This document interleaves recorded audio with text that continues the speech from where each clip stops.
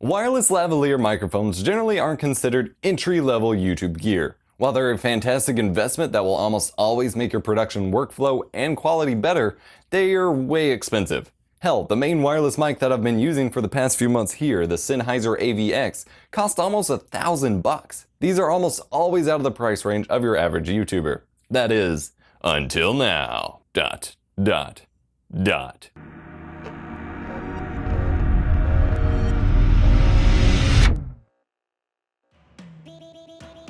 This video is brought to you by Tuber Tools. Tuber Tools is a website dedicated to providing all the visual assets you need to make your YouTube channel look professional with high-quality lower thirds, in cards, transitions, thumbnail frames, and more, all at a very reasonable price.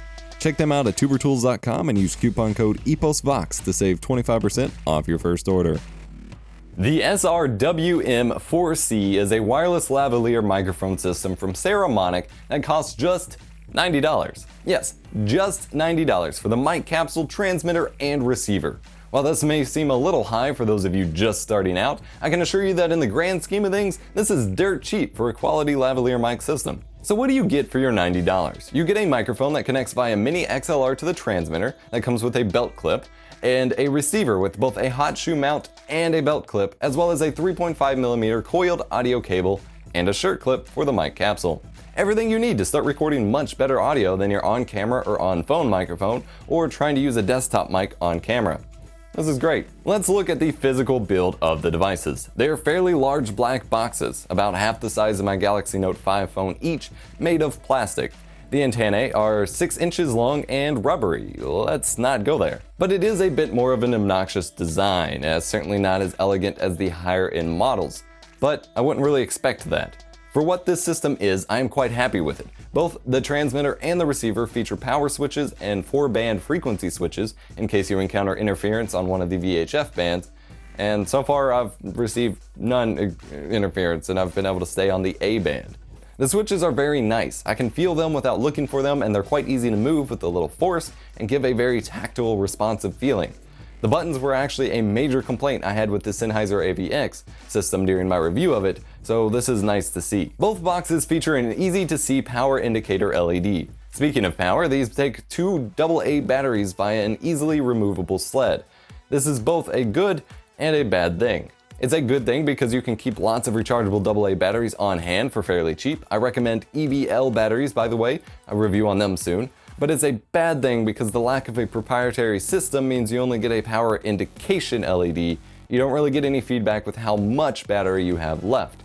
So I've already had half a recording messed up because the batteries died mid-recording and I didn't notice what I was doing. Granted, I was using older, much less reliable, rechargeable batteries. But as long as you're checking and charging your batteries in between recordings, you'll be good. I'll have links to my recommended batteries as well as a really cheap battery checker or battery tester that'll tell you how much battery is left in the description below. The transmitter has the latching mini XLR input for the microphone, and the receiver has the 3.5mm audio out, along with a secondary headphone out and volume knob. This is great. For multiple person teams, audio can be monitored very easily. While you'll need to check your gain and audio levels on your actual audio recorder, this is still great for keeping an eye on speaker volume levels and potential interference. A small note, the windscreen on the mic capsule is actually held on with a rubber grip, so it's never gonna fall off unless you pull on it. This is rare and awesome. Lastly, I want to touch on the hot shoe adapter. I really appreciate that this transmitter came with the option for both a belt or pocket clip and a hot shoe mount. The hot shoe mount also has a tripod screw thread in it, so you have unlimited ways to set up the receiver and transmitter. And yet, all I do is shove the transmitter in my pocket and set the receiver on the table while I run the 3.5mm cable to my Zoom H1 recorder, so there's that. This isn't 100% positive though. The large antennae are by no means subtle, and that can make things awkward for hiding them among your video host shirts. There's no system for hanging or mounting the mic in the middle of the user's chest, which is the more ideal position for it. I've already covered issues with the AA battery system, and I would have loved some sort of XLR output. While most viewers are looking for a budget microphone system, probably are just going to be recording via 3.5mm to their camera or smartphone or something, it's something that I personally can't stand, and 3.5mm to XLR conversions rarely work out perfectly. But the 3.5mm connection does make things convenient. You can hook it up directly to your camera, your smartphone, your computer, or for me, an audio recorder like the Zoom H1. Alrighty, boast enough rambling. How does it sound? It sounds fairly good, well worthy of its price tag, and has definitely earned my recommendation.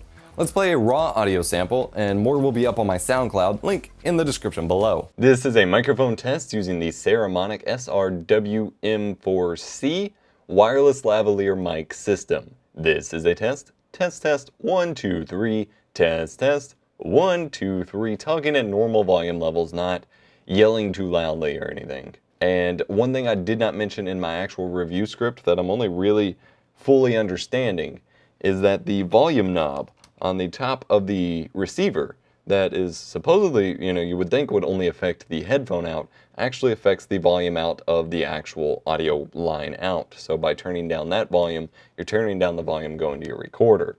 That is a very bad thing. The sound is slightly muffled, as with many cheap mics, but it still stands out from some of those other cheap ones, like my $20 Audio-Technica wired lav mic, for example. The high-end and higher mid-range are a lot more detailed than cheap lav mics. So instead of having a super muffled, low-end overloaded sound, you have a decently great and natural sounding vocal after a bit of EQ and compression. For processed audio samples, again, check out my SoundCloud and other recent videos in which I've used this mic kit for, link in the video description. Someone's seriously just revving their car outside. Why? Or their truck. So that's it. This is a fantastic budget option for YouTubers to step up their production workflow and quality, as long as you keep an eye on the charge of your AA batteries. Links to this product, as well as my recommended batteries, audio recorder, and battery tester will be in the description below. While you're down there, smash the like button, get subscribed, and I will catch you in the next one. Now he drives off.